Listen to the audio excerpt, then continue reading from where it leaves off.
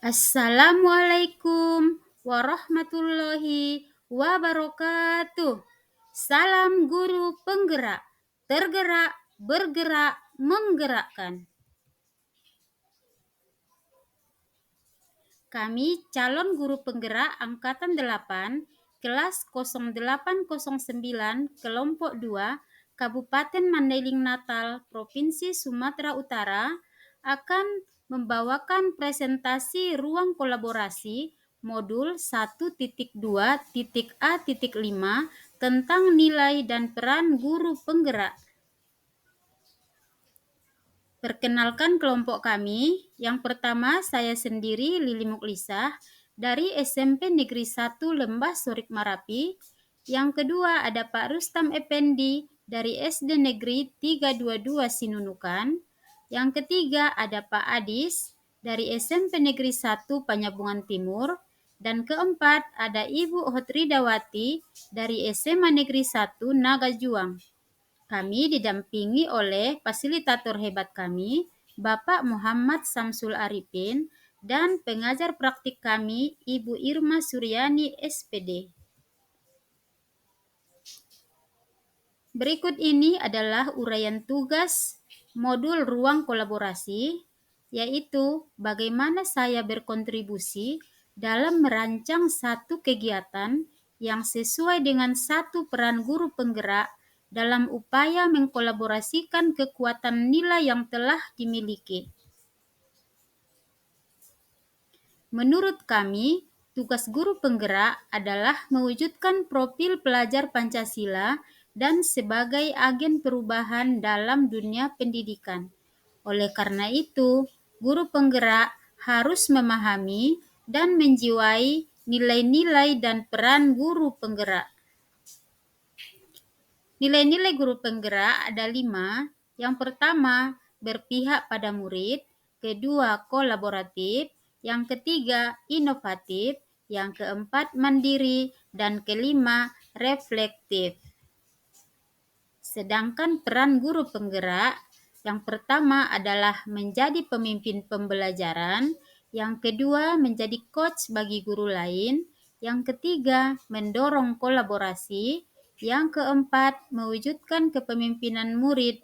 Dan yang kelima, menggerakkan komunitas praktisi. Dan inilah nilai-nilai guru penggerak yang ada pada kami. Saya Lili Muklisah mengedepankan inovatif, yaitu memunculkan ide-ide segar dan tepat guna serta kreatif. Kegiatan yang saya lakukan adalah menyediakan media pembelajaran yang kreatif dan inovatif dan menggerakkan anak didik untuk berkreasi mencipta sesuatu untuk menambah skill mereka. Dan ini adalah kegiatan-kegiatan saya di sekolah saya. Kemudian ada Pak Rustam SPD, nilai guru penggerak yang menonjol pada beliau adalah berpihak pada murid. Fokus kegiatannya adalah menciptakan suasana pembelajaran yang aman, nyaman, dan menyenangkan, serta dipadukan dengan permainan-permainan untuk menyegarkan proses pembelajaran. Berikut adalah kegiatan Pak Rustam di sekolahnya. Yang ketiga ada Pak Adis SPD. Nilai guru penggerak yang menonjol pada beliau juga adalah berpihak pada murid. Beliau mengutamakan kepentingan dan kebutuhan murid. Kegiatannya berfokus pada pembelajaran yang terpusat pada murid. Misalnya, menghadirkan pembelajaran yang mampu membuat murid menemukan sendiri konsep materi pembelajaran dan mampu menyelesaikan masalah konseptual yang berkaitan dengan materi tersebut. Kemudian menyusun rencana pembelajaran yang variatif sesuai dengan karakteristik murid dan memberikan bimbingan khusus pada murid yang kesulitan dalam belajar. Yang keempat ada Ibu Hotridawati SPD, nilai guru penggerak yang menonjol pada beliau adalah kolaboratif, yaitu menjalin hubungan kerjasama yang positif dengan seluruh elemen pendidikan di sekolah. Kolaboratif merupakan suatu sikap saling ketergantungan secara positif, dibarengi tanggung jawab setiap individu, kerjasama, serta keterampilan komunikasi interpersonal. Manfaat kolaborasi sangat banyak, antara lain, yang pertama, dapat menyelesaikan masalah dengan cepat.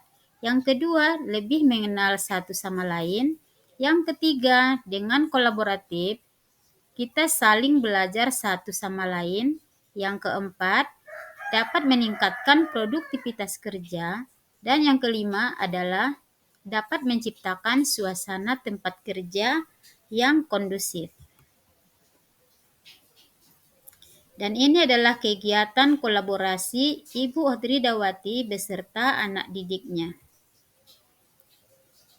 Berdasarkan nilai yang kami miliki, kami merancang satu kegiatan yang sesuai dengan satu peran guru penggerak, yaitu menggerakkan komunitas praktisi. Kegiatan yang akan kami lakukan adalah pengolahan sampah plastik menjadi ekobrik dan sofa minimalis di sekolah.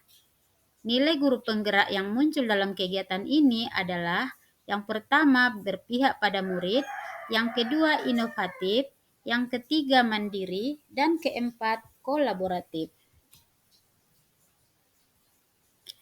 Pembagian tugas sesuai dengan nilai guru penggerak dalam kolaborasi kami adalah saya, Lili Muklisa, bertugas menyusun materi kegiatan dan sebagai pelatih dalam kegiatan ini. Pak Adis SPD bertugas mengkoordinir dan menggerakkan murid dalam pengumpulan sampah. Ibu Odridawati SPD bertugas mengajak dan menjalin kerjasama dengan semua elemen yang ada di sekolah untuk berpartisipasi dalam kegiatan dan membuat laporan.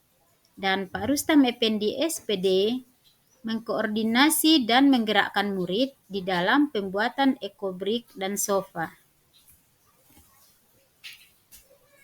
Latar belakang pemilihan jenis kegiatan kami adalah rasa prihatin kepada dampak lingkungan yang diakibatkan oleh sampah, khususnya sampah plastik, di mana sampah dominan yang ada di lingkungan sekolah adalah sampah plastik yang sulit terurai. Secara teori, sampah plastik baru dapat terurai setelah lebih kurang 200 tahun.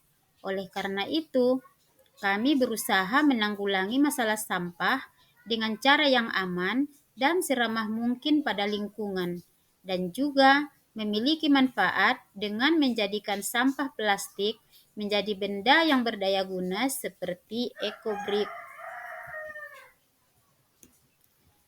Sebenarnya apa itu ekobrik? Ekobrik adalah batu bata ramah lingkungan yang terbuat dari botol-botol plastik bekas yang diisi dengan sampah-sampah plastik kering sampai padat.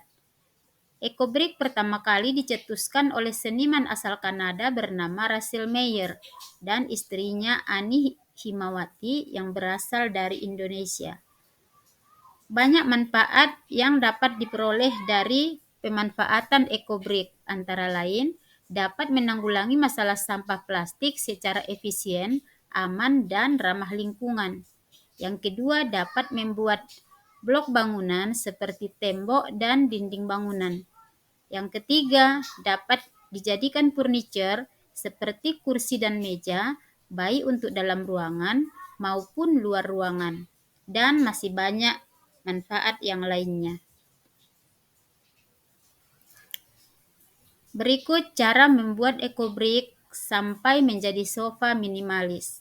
Alat dan bahan yang kita gunakan antara lain sampah plastik, botol plastik bekas, tongkat bambu untuk mendorong plastik ke dalam botol, lem silikon, lakban, busa, kulit atau kain kursi, gunting, jarum jahit atau mesin jahit, dan potongan triplek. Dan berikut ini adalah langkah pembuatan ekobrik. Di sini sampah plastik dan botol-botol bekas. Jika sampah plastik dan botol bekasnya kering, maka sampah plastiknya dipotong-potong, sedangkan jika sampahnya masih kotor, dicuci terlebih dahulu dan dikeringkan. Kemudian dimasukkan ke dalam botol-botol kosong dan diisi padat sehingga menjadi ekobrik. Setelah ekobrik terkumpul banyak, kemudian kita rangkai sesuai dengan keinginan kita. Dalam hal praktek kami, di sini kami jadikan sebagai sofa dengan bahan pendukung lainnya. Dan di sini ada gambar sofa minimalis sebagai hasil dari inovatif penanggulangan sampah. Yang terakhir, kesimpulan yang dapat kami ambil dari tugas ruang kolaborasi modul 1.2.A.5 ini adalah bahwa seorang guru penggerak harus memiliki nilai yang berpihak pada murid, kolaboratif, inovatif, reflektif, dan mandiri, sehingga seorang guru penggerak dapat menjalankan perannya sebagai pemimpin pembelajaran, menjadi coach bagi guru lain, mendorong kolaborasi, mewujudkan kepemimpinan murid, dan menggerakkan komunitas praktisi. Demikian paparan kami tentang nilai dan peran guru penggerak. Salam dan bahagia. Sekian dan terima kasih. Assalamualaikum warahmatullahi wabarakatuh.